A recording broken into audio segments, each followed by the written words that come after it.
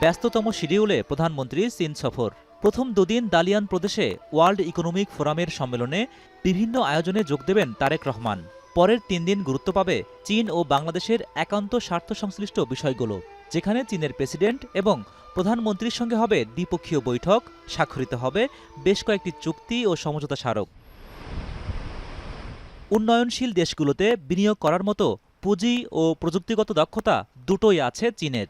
সেক্ষেত্রে বাংলাদেশের চট্টগ্রামে চীনা অর্থনৈতিক অঞ্চল প্রকল্পের অগ্রগতি নিশ্চিত করা এবং ব্যবসা সম্প্রসারণে লাল ফিতার দৌরত্ব কমানো নিয়ে চীনকে আশ্বস্ত করাই প্রধানমন্ত্রীর সফরে গুরুত্ব পাওয়া উচিত বলে মনে করেন এই ব্যবসায়ী নেতা।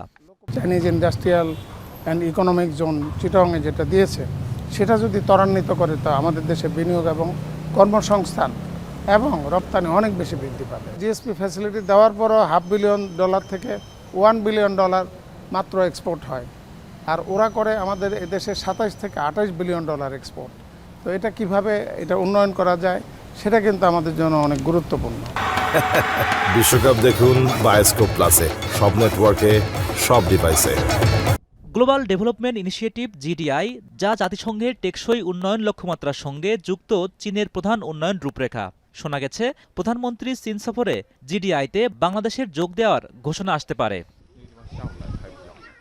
তবে এই প্ল্যাটফর্মে যুক্ত হওয়া বা না হওয়া আলাদা গুরুত্ব বহন করে না বলে মনে করেন চীনে দীর্ঘদিন দায়িত্ব পালন করা সাবেক এই রাষ্ট্রদূত। বরং চীনের সাথে বিনিয়োগ ও আর্থিক সহায়তার সম্পর্ক আগে থেকেই প্রাণবন্ত, সেটা চলমান রাখাকে মুখ্য হিসেবে দেখতে চান তিনি। গ্লোবাল ডেভেলপমেন্ট ইনিশিয়েটিভ চীনের একটা যে বিভিন্ন দেশের সাথে উন্নয়নমূলক সহযোগিতার সম্পর্ক গড়ে তোলা। এটা নাম দিলেও যা, না নাম দিলেও তাই।